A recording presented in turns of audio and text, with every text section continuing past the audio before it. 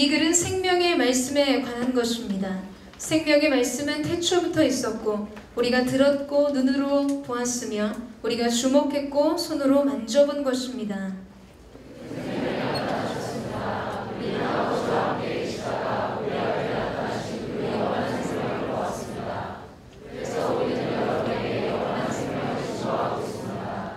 우리가 보고 들은 것을 여러분에게도 전파합니다. 이는 여러분과 우리가 서로 사귐이 있게 하려는 것입니다.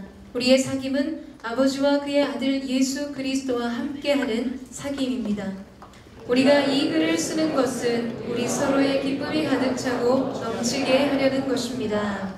할렐루야. 다시 한번 우리의 생명의 근원 되시며 우리를 지키신 놀라운 주님의 사랑에 감사와 찬양의 박수를 올려드리겠습니다.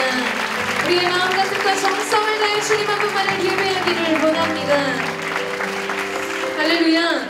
오늘도 우리를 향한 변함없는 하나님의 사랑과 그 변함없는 하나님의 은혜 가운데 안식하는 저와 여러분 되시기를 주님의 이름으로 축원합니다. 오늘도 성령 충만하십시오. 말씀 충만하십시오.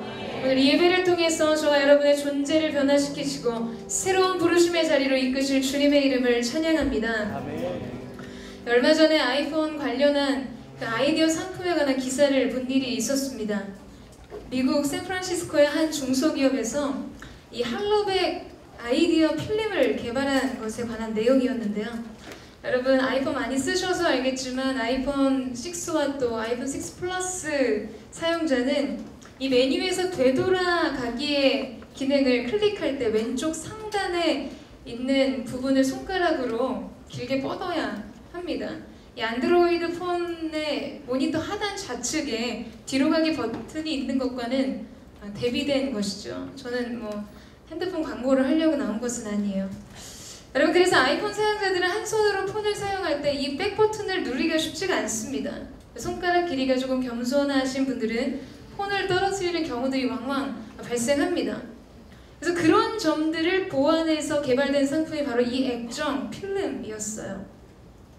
이 액정 보호 필름 하단을 만지면 이 필름 하단에 장착되어 있는 전기 용량 이 센서가 이것을 감지해서 아이폰 상단 왼쪽에 있는 곳에 신호를 전달해서 이 백버튼 기능을 하는 것이었습니다. 네. 분위기가 굉장히 난해해지는 것 같죠?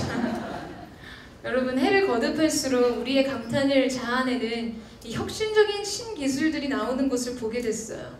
저는 이 필름 보면서 나오면 당장 사겠다는 마음에 결단 아닌 결단을 했는데요.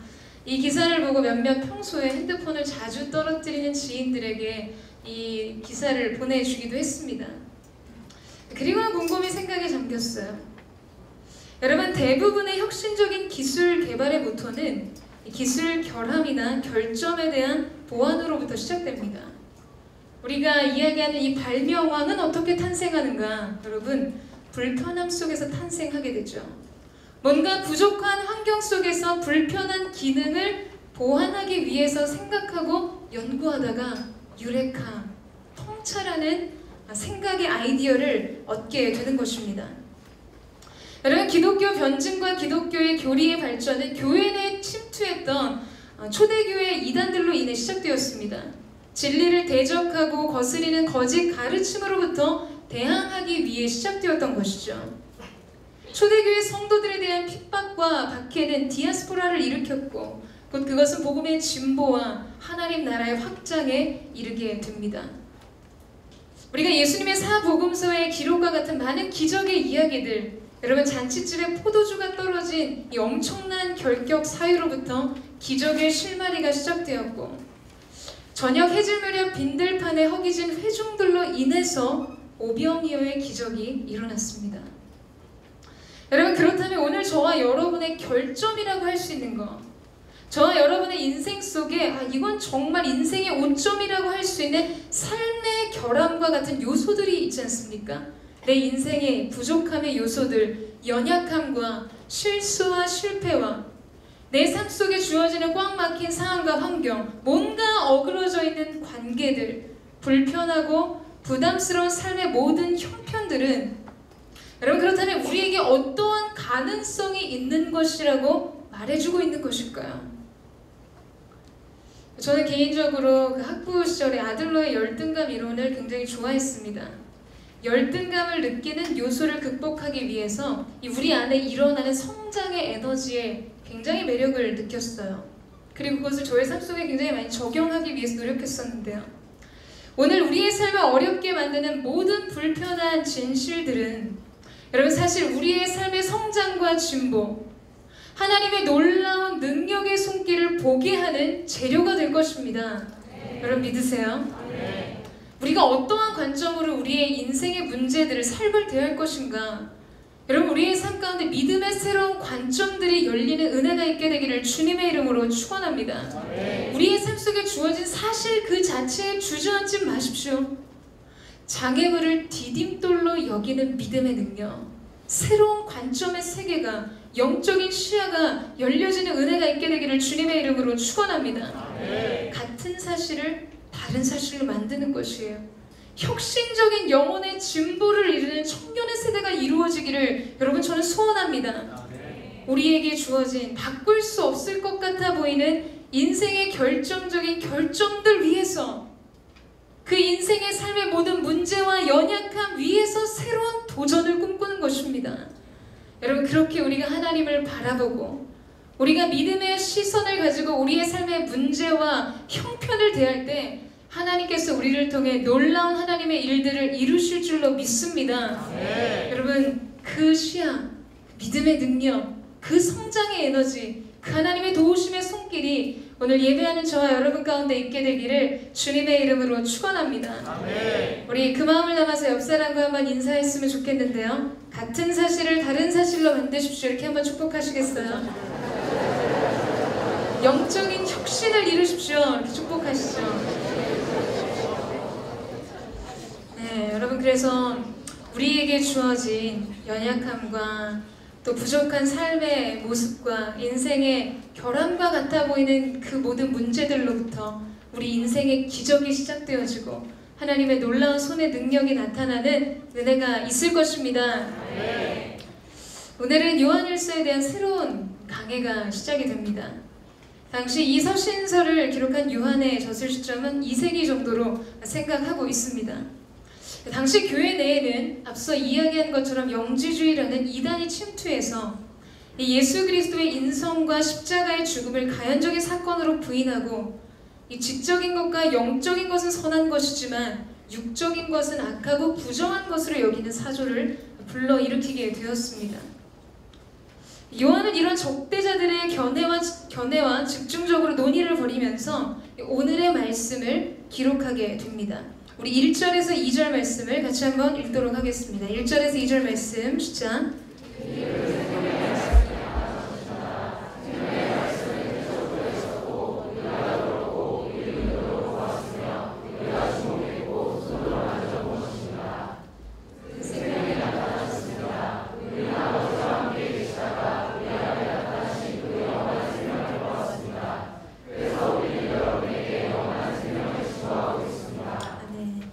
태초부터 있었던 생명의 말씀은 말씀이 육신에 우리 가운데 거하시는 예수 그리스도를 의미합니다. 그런 예수 그리스도를 요한은 눈으로 보고 듣고 주목했고 손으로 만져본 실제와 같았다. 역사적 예수 그리스도에 대한 증언을 하고 있습니다.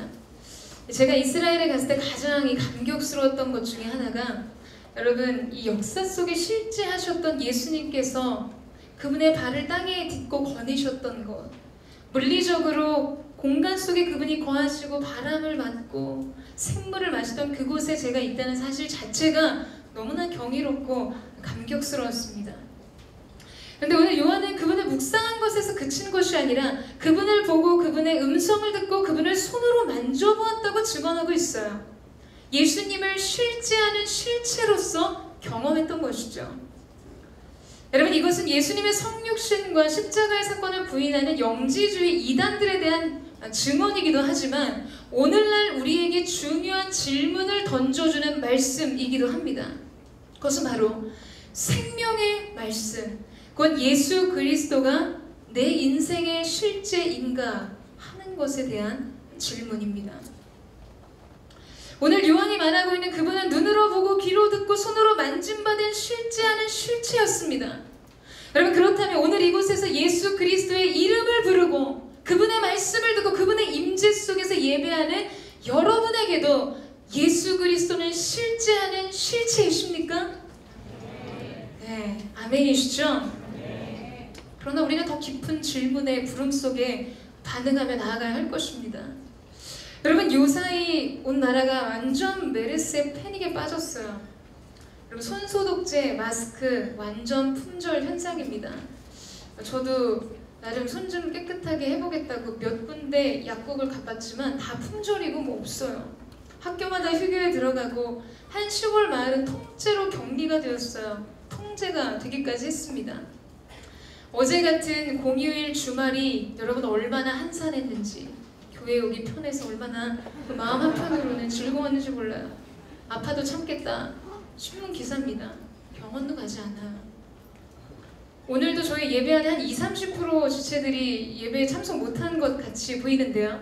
저는 어제 잠실 실내체육관에서 찬양 인도를 하기로 예정이 되었었는데 2만 명 모이는 청년 집회가 바로 전날 캔슬이 되고 연기가 되었습니다. 나름 그 집회를 준비하는 본부 측에서 몇 달 동안 준비하고 많은 홍보를 하면서 이루어졌는데 여러분, 메르스 때문이었어요. 청년 2만 명의 스케줄을 단번에 바꿨습니다. 대단한 능력 아닙니까?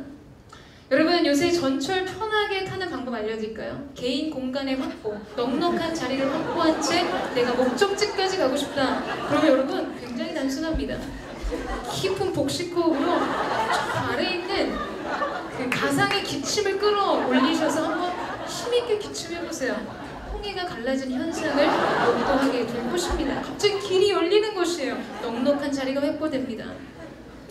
여러분, 제가 이 시간에 여러분 앞에서 약간 시뻘개진 얼굴로 기침 한번 한다고 생각해보세요. 나의 힘으로 당신을 사랑할 수 없네, 이러고 여러분 축복성 부르시면서 급히 자리를 뜨지 않겠습니까? 무서운 것이에요. 두려운 것입니다. 불안한 것이에요. 네, 뭔가 이 공간에 이미 들어오신 여러분, 우리는 한 운명 공동체입니다. 이왕 여기 이렇게 있는 거 마음 평안히 계세요. 괜찮습니다.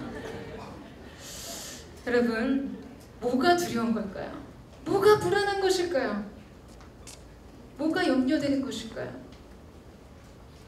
간단합니다. 메르스가 무서운 거예요.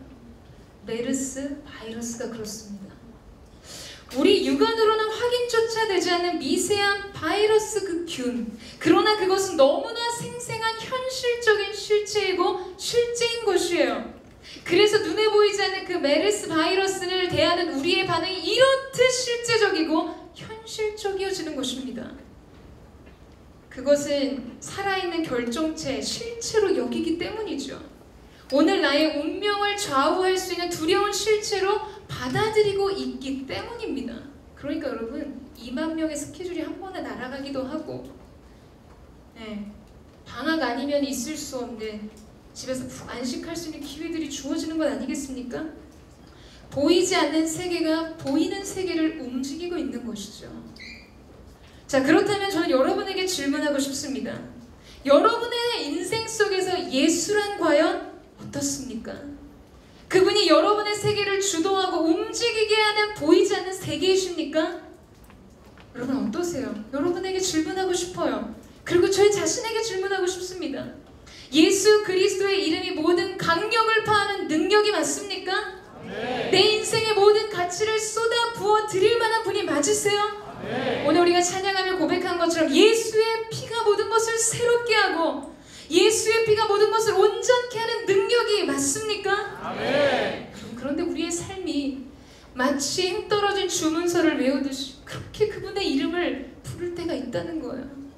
세정력 있는 손소독제보다도 못한 보혈의 능력같이 부패해진 나의 영혼과 병든 나의 육체를 새롭게 해줄 수 없는 것 같은 존귀하신 보혈의 능력을 선포하지만 도무지 믿음이 생기지 않는 연약함 속에 주저앉아있는 우리 자신을 발견할 때가 있다는 것입니다.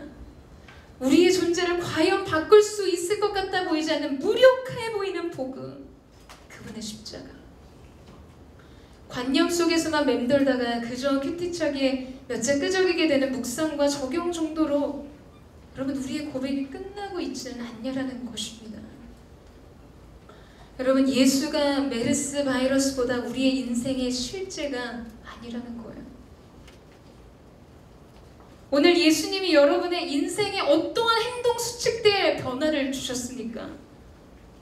저도 벌써 손 씻는 횟수가 달라지더라고요.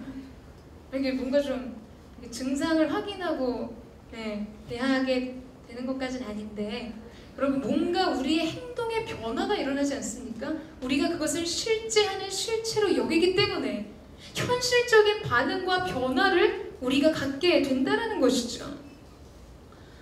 여러분, 우리는 이러한 질문 속에 놓이게 됩니다.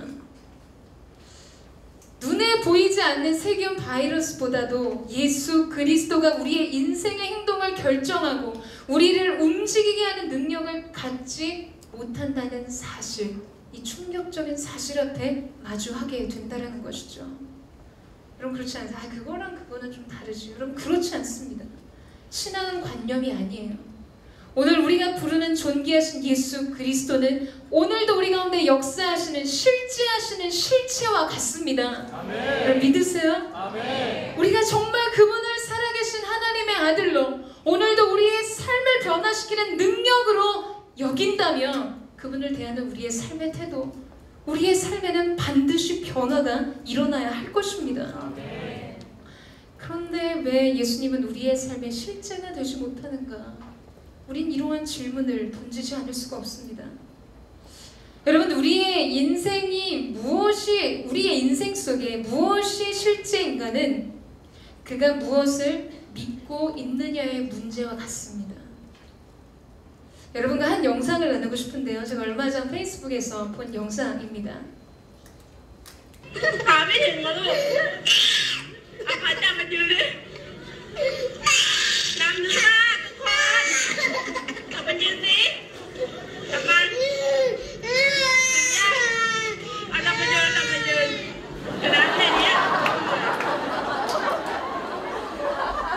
여러분, 한 아이가 흐르는 물에 휩쓸리지 않기 위해서 밧줄을 붙잡고 무서워서 까무러쳐 공포에 질려서 울고 있었어요. 그리고 아이 엄마와 같아 보이는 사람이 말을 하죠. 뭐라고 얘기를 합니다. 근데 우리는 언어는 몰라도 다 예상을 해요. 뭡니까? 밧줄 놔. 하나도 안 무서워. 얕은 물이야. 이런 이야기 아니겠습니까? 그런데도 아이는 아랑곳하지 않고 더 까무러치듯 울음을 토합니다. 그럴수록 더 무서워요. 결국 아이의 엄마가 와서 그 아이의 발을 땅에 딛게 합니다. 그리고 보셨죠, 여러분? 아이의 그 멋쩍은 표정. 어린 아이도 아는 거예요. 부끄러움이 뭔지 아는 것이죠. 자, 여러분, 지금 이 아이는 무엇을 붙들었습니까? 예상 외에 답이 나왔어요. 여러분, 그 아이는 그의 안에 일어난 두려움을 붙들었습니다.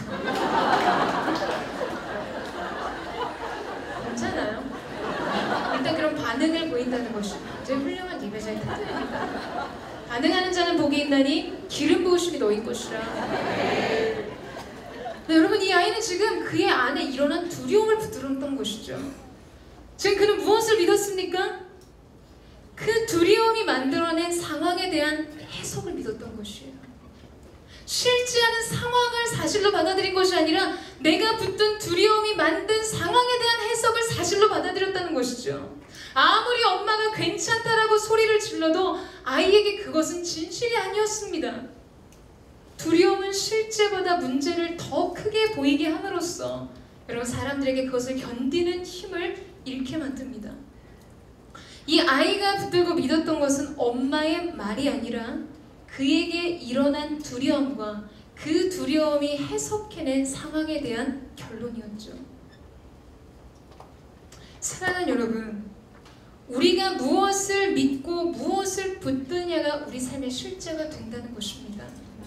오늘 우리가 예수를 믿고 예수를 붙들면 그분이 우리의 삶에 실제하는 실체가 되신다는 사실이에요. 여러분, 믿으십니까? 예수 그리스도가 우리의 운명을 바꾸시는 분이실 뿐만 아니라 우리의 운명임을 믿고 오늘 그분에서 나오는 말씀이 우리의 삶의 결론이 되게 하는 것입니다. 여러분, 저는 그 은혜가 저와 여러분 가운데 있게 되기를 주님의 이름으로 축원합니다. 여러분, 막막해 보이는 취업난의 상황과 여러분의 장래에 하나님 주신 약속의 말씀과 무엇이 더 생생한 현실과 같이 느껴지세요? 여러분, 길이 보이지 않아도 약속하신 말씀이 좋은 것으로 내 소원을 만족케 하사 너의 청춘으로 독수리같이 새롭게 하시는 도다 하시면 비상하는 것이 여러분의 청춘의 결론입니다. 믿으십니까? 저는 매해 그리고 인생의 계절별 또 사역별 약속의 말씀들이 있어요. 언제나 그 약속의 말씀을 붙들었습니다. 바로 지금 선포한 이 시편 말씀이 20대의 푸른 청년기를 시작하면서 하나님께서 저의 청춘을 향하여 주신 약속의 말씀이었어요. 어떠한 어려움이 와도 좌절과 절망의 자리에서도 저는 제 인생, 제 청춘의 비상을 단 한 번도 의심해 본 적이 없습니다. 왜냐하면 제 인생의 날수를 아시고 제 인생의 길을 아시는 하나님께서 과거와 현재와 장래가 동시간에 보고 계시는 그 하나님께서 여러분 비상한다고 인생을 좋은 것으로 만족해 하시고 채워주신다고 말씀하셨기 때문입니다. 현재 주어진 상황이 내 손에 들린 사명이 이전의 것보다 좋아 보이지 않아도 그것이 언제나 하나님께서 오늘 내게 주시는 베스트의 것이라고 믿었어요. 그리고 하나님은 단 한 번도 저를 실망시키신 적이 없으셨습니다. 여러분, 저는 이것이 바로 말씀이 현실이 되고 말씀이 실제가 되는 것이라고 믿습니다. 여러분, 의사의 진단이 여러분의 육체의 질병에 대한 정의가 아닙니다. 결론이 아니라는 것이에요. 지난주에 고난이 묻고 사랑이 답하다 설교 때 잠깐 언급한 내용이지만 사람들은 죽을 병으로 보았지만 예수님은 하나님의 영광과 아들의 영광이 나타날 일이라고 선언하셨어요. 여러분의 삶 속에 누구의 진단을 인생의 결론으로 삼으시겠습니까?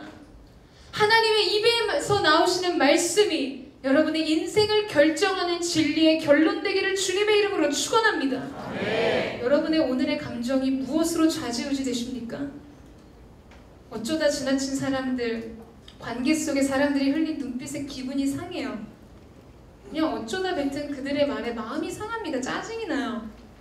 답답한 상황에 우울을 한가득 안고 온 마음으로 내 마음에 깨어진 평안을 받아들입니다.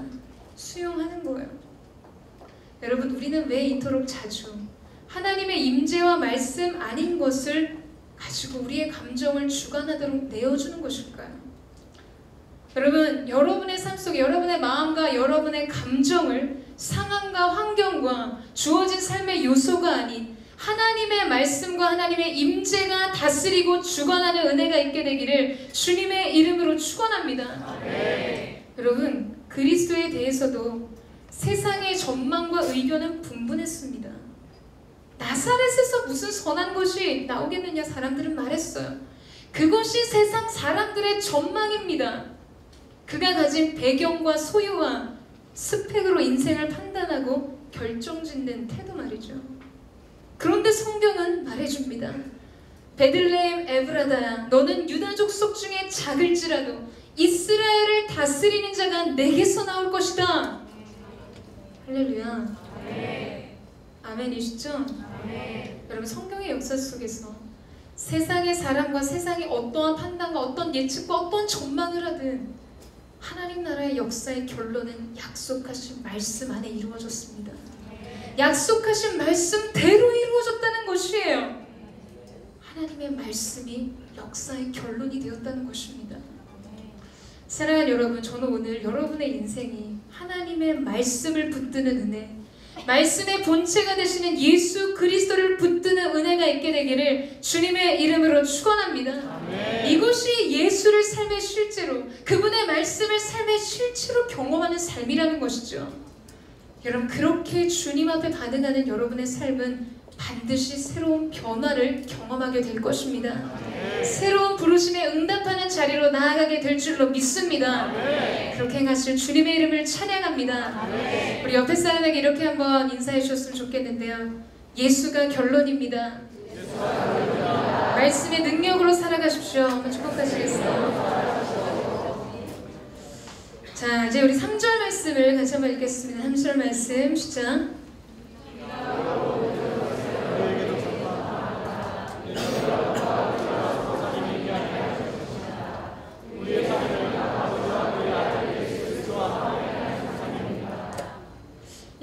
말씀이 예수는 나의 삶의 실제인가에 대한 질문이었다면 이제 우리가 지금 읽은 이 3절 말씀은 우리에게 두 번째 질문을 던지게 됩니다.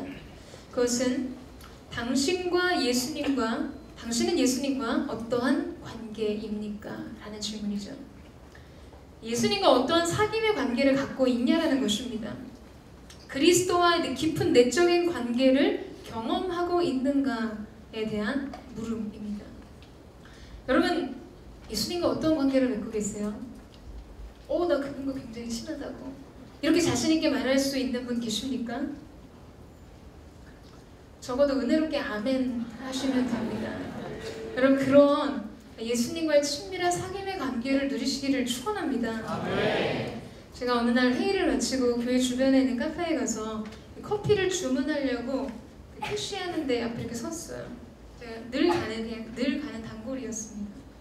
이분이 저를 딱 보더니 제가 주문을 하기도 전에 아이스 캐러멜 마키아토 결제 전에 주문 먼저 넣어드리겠습니다 하고서는 스티커를 딱 뽑더니 붙여서 그냥 넘기는 거예요. 저는 아무것도 한 게 없고 이렇게 섰는데 그분이 다 알아서 하셨어요.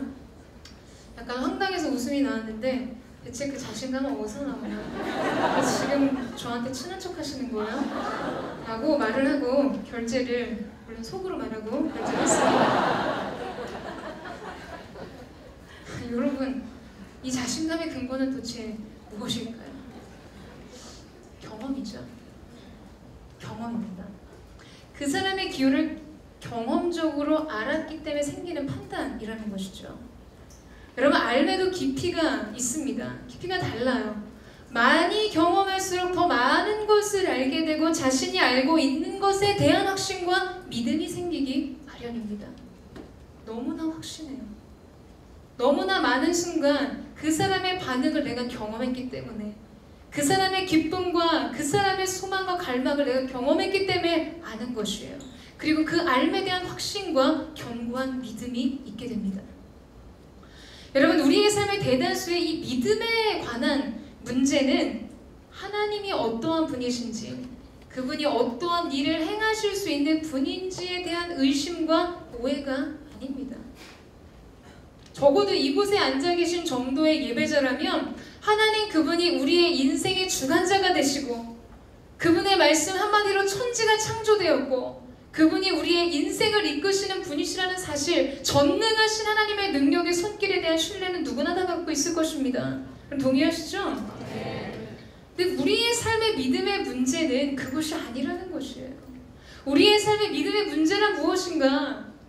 과연 그 하나님이, 그 전능하신 그 하나님이 지금 나를 기뻐하시고 나를 사랑하시고 나를 도와주시는 분이시라는 사실, 즉 하나님과 맺고 있는 관계에 대한 믿음, 관계에 대한 확신의 부족이 문제입니다. 하나님과 나와의 관계에 취약한 것이에요. 그래서 우리는 자신이 없어지는 것입니다. 그렇지 않습니까, 여러분? 예수님과 맺고 있는 관계에 대한 확신이 부족하기 때문에 우리는 위축되고 주저하게 되는 것이에요. 그분이 선하신 분이라는 것은 우리 모두가 동의하는 사실입니다. 그런데 그분이 그 선하심을 내게 베풀어 주실 것에 대한 믿음이 없다는 거예요. 축복의 하나님, 인생을 블레싱하시는 하나님에 대해서 의심할 바가 없어요. 그러나 문제는 그 하나님이 내 인생을 축복하실 것에 대한 확신이 없다는 것이 문제라는 사실입니다. 사랑하는 여러분, 우리의 삶의 문제, 주께서 우리를 위하시면 누가 능히 우리를 대적하리요? 믿으시죠? 너무나 잘합니다. 하나님이 그 사람의 인생에 손을 들어주는데 누가 능히 그를 대적하겠어요? 누가 감히 그에게 덤빌 수가 있겠습니까? 그런데 반복적으로 이야기하지만 우리의 문제는 과연 그 하나님이 나를 위해 주실 것인가에 대한 확신이 없다는 것이에요. 지금 내가 하고 있는 이 일이 정말 하나님의 뜻 안에 있는 것인지, 하나님이 정말 나를 합당하게 여기시는지, 하나님이 정말 내 인생을 도와주시기로 작정하셨는지에 대한 명확한 답이 없습니다. 왜냐하면 우리는 누구보다도 우리 자신을 잘 알고 있기 때문이에요. 나의 숨겨진 내면의 그림자와 연약함, 얼룩진 실패와 실수들, 아무도 보는 이 없을 때 당신은 누구인가? 이 질문에 대한 자신 없음, 하나님을 거스리는 대항하는 모든 영혼의 문제를 나는 알고 있기 때문에, 그리고 분명 내가 아는 이 모든 사실과 문제들을 하나님도 알고 계시기 때문에 그 하나님이 나를 기뻐하시고 나를 사랑하시고 나를 축복하시고 나를 도와주실 거라는 확신을 가질 수가 없는 것이죠. 여러분, 다윗과 골리앗의 결투가 우리에게 남기는 도전은 다윗의 용맹스러움, 그의 담대함이 아니었습니다. 그가 가지고 있었던 하나님과 그의 관계의 내적인 확신이에요. 자신이 던진 물매가 골리앗을 쓰러뜨릴 것이라는 확신은 다른 것에 있지 않았습니다. 지금 내가 하는 이 일을 하나님이 기뻐하시고, 지금 내가 골리앗을 향해 달려가는 이 일들 속에 하나님의 능력을 나타내시고 자신을 보호하시고 인도하신 그 하나님께서 나의 대적으로부터 승리를 얻게 하실 거라는 확신이 있었던 것이죠. 여러분, 우리의 인생 속에 수많은 믿음의 문제 속에서 우리가 회복해야 될 것은 바로 이 믿음에 대한 확신입니다. 다른 어떠한 것보다도 여러분과 예수님, 그분이 맺고 있는 내적인 깊은 관계에 대한 확신, 그 견고함, 그 하나님이 여러분의 인생을 돌아보시며 축복하시고 사랑하신다 말씀하시고 기뻐하신다는 말씀하시는 확신 속에 거해야 한다는 사실이에요. 여러분, 예수님의 공생의 시작은 하늘로부터 성령이 비둘기와 같이 내리며 이는 내 기뻐하는 자요 사랑하는 자를 사랑함을 입은 자라 하늘의 음성을 들은, 예수님도 그 확신 속에서 그분의 사역을 시작하셨어요. 인생을 무엇으로 살 것인가? 여러분, 이 확신 속에서 여러분의 인생을 살아가야 할 것입니다. 우리에게 이 믿음이 필요하다라는 사실이에요. 여러분, 그러기 위해서 우리가 기억해야 될 한 가지 사실이 있습니다. 개인적으로 제가 너무나 사랑하는 말씀인데요. 로마서 8장 38절 말씀입니다. 자막이 준비되어 있으면 같이 한번 읽도록 하겠습니다. 시작. 내가 확신하더니 사망이나 생명이나 천사들이나 권세자들이나 현재일이나 장래일이나 능력이나 높음이나 깊음이나 다른 아무 피조물이라도 우리를 우리 주 그리스도 예수 안에 있는 하나님의 사랑에서 끊을 수 없으리라. 아멘. 여러분, 우리가 예수 안에 거할 때, 주님과의 관계의 견고함 위에 서게 될 때, 여러분, 우리는 변할 수 없는, 변하지 않는 이 진리를 발견하게 됩니다.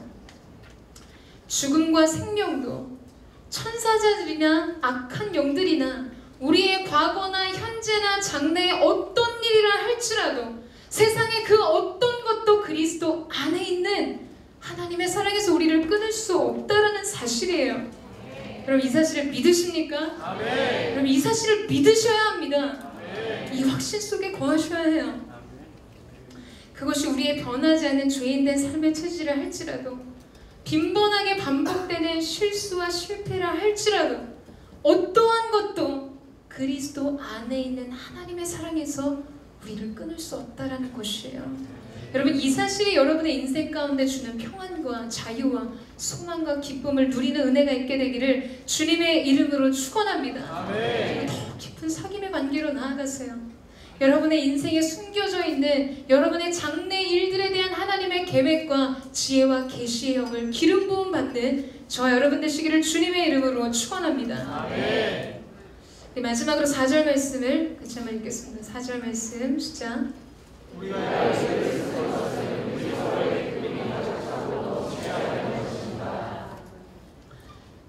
오늘의 말씀이 우리에게 던지는 마지막 질문은 당신은 예수 안에 있는 기쁨을 소유하고 있는가에 대한 질문입니다. 여러분, 기쁨이 무엇인지를 가장 잘 아는 사람은 슬픔이 무엇인지를 아는 사람입니다. 진정한 평화가 어떤 의미인지를 아는 사람은 전쟁과 반목의 갈등이 무엇인지를 아는 사람이에요. 오늘 말씀이 우리에게 말해주는 이 넘치는 기쁨이라는 것은 여러분, 고난이 없는 기쁨이 아닙니다. 슬픔과 눈물이 없는 기쁨이 아니에요. 그것은 고난을 통과한 기쁨이고 슬픔을 이긴 기쁨입니다. 두려움을 깨트린 평강이고 억압과 속박으로부터 주어진 자유입니다. 믿으세요? 아멘. 여러분, 그리스도 안에 있는 이 기쁨이라는 것은 아무 문제가 없어서 누리는 호사가 아니라는 것입니다. 그 모든 것을 이기는 기쁨의 근원을 소유하는 것이죠. 궁극의 소망을 붙드는 것입니다. 작년에 이어서 홀리 임팩트 3집 녹음을 하고 있는데요. 이제 거의 마무리 단계에 있습니다. 정말 너무 힘들었어요. 녹음을 할 때마다 마음이 전쟁터였습니다. 거의 그 인도자 녹음을 할 때는 거의 그냥 몸부림을 치면서 그 일들을 감당했습니다. 싸워서 이겨야 할 문제들, 너무나 깊어 보이는 어둠, 사랑하는 사람들의 고통을 끊임없이 마주해야 하는 절망, 이해가 안 되는 상황들, 개인적인 가정의 상황들도 감당이 안 되는 상황 속에 놓여져 있었어요. 그 마음으로 서 있었습니다. 근데 그런 시간들 앞에서도 언제나 변함없이 늘 제가 감당해야 하는 몫이 있었습니다. 치열한 와중에서도 엄청난 기쁨의 높이를 쌓고 영적인 수위를 높여서 예배의 영광의 포문을 열어야 했고, 기쁨으로 말씀을 전하고 위로를 전하고 예배를 섬겨야 했습니다. 정말 어느 날은 처음 인도자 녹음이 있었던 날인 것 같은데요. 정말 다 그냥 두고 도망가고 싶다는 마음이 들더라고요. 그래도 누군가 대신 싸워줄 싸움이 아니라는 것을 알았기 때문에 깃발을 들었습니다. 정말 저의 느낌상 저의 안에서 일어나는 영적인 상황들은 대적의 총탄에 쓰러지고 넘어져도 다시 일어나서 이 아군의 깃발을 들고 적진을 향해 달려가는 그런 마음, 화살을 맞고 총탄을 맞아도 다시 일어나서 기어서라도 적진의 진영에 이 승리의 깃발을 꽂아야 된다는 그 몸부림 가까운 마음으로 그 시간들을 버텼습니다. 지난주 마지막 인도자 녹음이 있는 날이었어요. 앨범의 첫 문을 여는 워십 인트로와 마지막 곡이었던 옳은 길 따르라 라는 녹음을 하는데, 녹음을 꼭 하기 전에 엄청난 막 어둠의 뉴스들이 늘 들어왔었습니다. 어디를 가도 막 어둠뿐인 것 같아요. 너무나 힘들었던 상황과 환경들을 늘 겨우겨우 소화시키면서 버티고 있었는데, 그날도 어김없이 녹음 전에 엄청난 이야기들로 저의 마음을 참 견디기가 힘들었습니다. 게다가 녹음 직전에 제가 사랑하는 동역자 두 사람이 그날 병원에서 진단을 받았는데 기대했던 것과 달리 또 둘 다 수술을 해야 한다는 연락을 또 마침 받은 거예요. 이제 막 다른 것도 소화가 안 되는데 마음이 막 무너지더라고요. 너무 가슴이 아프고. 근데 이제 그날 녹음실에 들어가서 녹음을 찬양을 불러야 되는 가사가 어둠 밤 지나서 동튼다 환한 빛 보아나 저 빛, 이 찬양의 가사를 하나님 앞에 드려야 했어요. 제가 이 찬양의 가사를 고백하는데 마음이 막히더라고요. 여러분, 정말 환희에 찬 마음, 영광의 그 주님의 그 나라가 이제 곧 임한다고, 환희와 기쁨과 소망의 충만함을 이걸 선포해야 되는데, 정말 이 찬양의 가사를 고백하는 마음이 막히네. 아무리 몸부림을 쳐도 끊어지지 않는 사슬처럼 이 제 마음이 올가매지는 것 같았어요. 여러분, 그냥 노래가 아니기 때문이죠. 저는 늘 그렇게 가르쳤거든요. 찬양은 노래가 아니라고, 음악이 아니라고. 어두운 밤 지나고 동이 트는 아침을 보면서 내가 목도한 그 빛을 가르치며 예배자들에게 보십시오. 이제 이 어둠은 끝나가고 새 빛의 소망이, 새 아침의 소망이 밝아오고 있습니다. 저 빛을 보십시오. 예수의 빛을 보십시오. 예수의 나라가 오고 있습니다. 이렇게 말해야 하는데 제 눈에 그 빛이 보이지 않는 것 같았어요. 잠깐 녹음을 중단하겠다고 하고 자리에 앉았는데 견뎌왔던 지난 시간들이 밀물처럼 제 마음을 뒤덮는 것 같았습니다. 슬픔과 때로는 절망, 받아들이지 않았던 그 모든 것, 깊었던 어둠의 무게들, 고통의 문제들, 처음에 이 눈물을 삼키는데, 여러분 눈물을 참으면 아시죠? 저는 콧물이 엄청나게 쏟아지는데 이 콧물도 더 이상 감당이 안 되는 거예요. 이 눈물이 이제 삼키면 더 이상 저장 공간이 내 안에 없겠다. 삼킬 눈물이 없다. 그래서 그냥 그 자리에 주저앉아서 한참을 울었습니다. 밖에서, 부스 밖에서 볼까봐 고개도 들지 못하고 울었어요. 그리고 하나님 앞에서 질문했습니다. 주님, 정말 이 어둠의 끝이 오겠습니까? 주님, 정말 이 긴 터널의 끝이 있습니까? 지금은 어둠이 너무 깊어서 새벽이 올 것 같지 않습니다. 정말 예수의 그 나라가 곧 오시는 것입니까? 한참을 그렇게 앉아있는데 하나님이 제게 말씀하셨어요. 저녁이 되고 아침이 되니 이는 첫째 날. 제가 언젠가 설교 시간에 이 히브리인들의 시간 개념, 하나님 말씀하신 창조의 질서 속에 있는 시간에 대한 이야기를 나눈 적이 있었습니다. 하나님께서 사랑하시는 백성들의 운명적인 시간은 오늘이 어둠이라 할지라도 빛을 향해 가는 것이 우리의 인생임을 하나님께서 다시 말씀하셨어요. 결론을 알고 가는 길은 믿음의 길이 아니라고 하셨습니다. 결론을 믿고 가는 길이 믿음의 길이라고 하셨어요.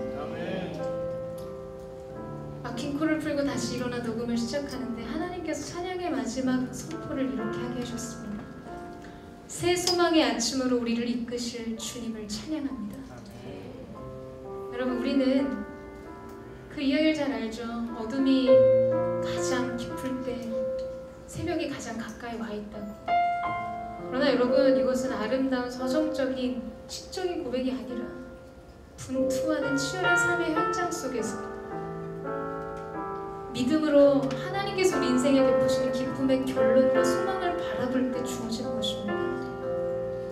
사랑하는 여러분, 예수 안에 있는 소망이 예수 안에 있는 기쁨입니다. 이것은 세상의 한복판에서는, 우리가 발을 딛고 있는 상황의 한복판에서는 결코 경험될 수 없는 것이에요. 여러분도 그렇잖아요. 풀리지 않는 인생의 문제들, 가정의 숙제들, 장래의 미지한 불안과 두려움과 낙심을 보고 계시잖아요. 그 안에서 어떻게 기쁨을 발견해야 할까요? 어떻게 그 안에서 우리가 소망을 말할 수 있을까요? 여러분, 그곳에서는 결코 새로운 소망도 기쁨도 발견할 수 없습니다. 오직 우리가 예수 안에, 예수로 살 때 주어지는 것입니다. 그럼 믿으세요?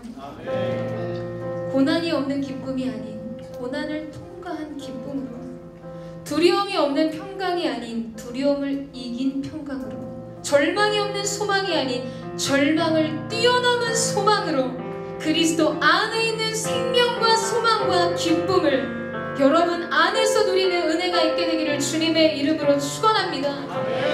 여러분, 예수 안에 소망이 있어요. 예수 안에 기쁨이 있습니다. 지금은 보이지 않는 길 같고 감춰진 소망 같지만 우리가 예수 안에 있을 때, 우리가 믿음의 눈을 들어 주님을 바라볼 때, 여러분, 새벽은 가까이 와 있는 것입니다. 누구도 도적질할 수 없는 기쁨의 근원을 소유한 그 한 사람으로서 여러분의 인생의 길을 평안과 소망과 주님 주시는 능력의 충만함으로 걷게 되는 은혜가 있게 되기를 주님의 이름으로 축원합니다. 어두운 밤이 지나가고 광명한 새벽의 빛이 여러분의 인생을 비추고, 이것이 사랑받는 여러분의 인생의 운명적인 시간임을 믿음으로 고백하십시오. 하나님께서 새날을 열어주실 것입니다.